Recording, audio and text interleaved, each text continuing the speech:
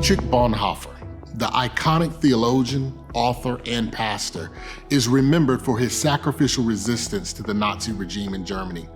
While masses of believers there fearfully compromised their faith to align with the Nazis, Bonhoeffer refused to surrender his allegiance to Hitler and continued to preach the gospel until it cost him his life. But what you may not know about him is that his conviction to stand against Nazi Germany was actually cultivated in the most intriguing place imaginable for a white man at the time, within the Black church. Bonhoeffer initially came to America to further his studies, looking to examine Christianity in a completely different social context. In Germany, he had developed some questions about genuine faith expression in the broader context of society. He hoped that his study in America might introduce him to something more authentic. Unfortunately, it did not. The white congregations that he encountered during that time seemed to offer more of the same emptiness, just packaged in a different way.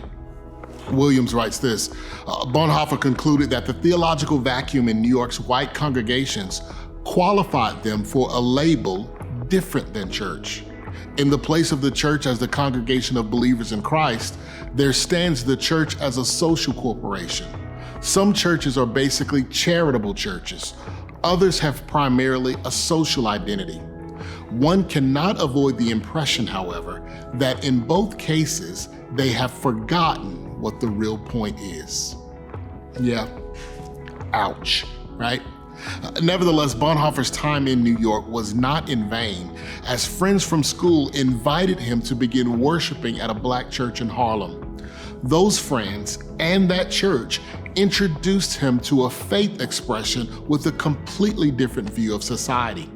He became aware of Black Christians who knew nothing but suffering and who lived with the constant threat of death in a society organized by violent white supremacy.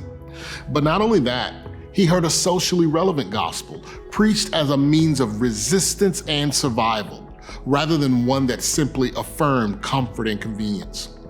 So while the Nazi regime was gaining momentum in Germany, Bonhoeffer found himself being equipped with a gospel that stood directly opposed to it.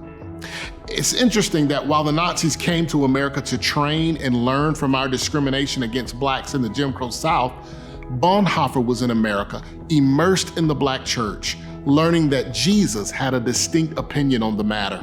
Williams captures his discovery at this. Jesus was evidence that God knows suffering. If God was with Jesus in suffering at the hands of injustice, then surely God is with Black people who suffer in America. So, for the first time, he began to view the reality of a suffering Christ, one who connected practically with the injustices experienced by so many. As such, the legacy of the Black church reminds us that the hope of salvation takes root best within the awareness of suffering. And so, armed with this new conviction, Bonhoeffer returned home to enter the German struggle, even though he was strongly advised against it. From the perspective of suffering, he saw that Christians must be different from those who do not have the commands of Christ.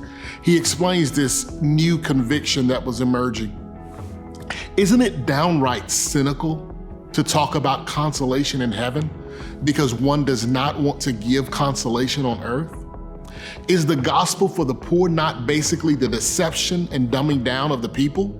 Does it not show that one does not take the suffering at all seriously, but hides cynically behind pious phrases? Oh, countless times it has happened that way. Who would deny it? And millions have become estranged from the gospel for this very reason. Estranged from the gospel. And had it not been for this experience in Harlem, the beloved Bonhoeffer may have been included in that number as well. But today, the church at large is deeply influenced by the conviction of this man, whose gospel conviction was shaped by the faith of the Black church.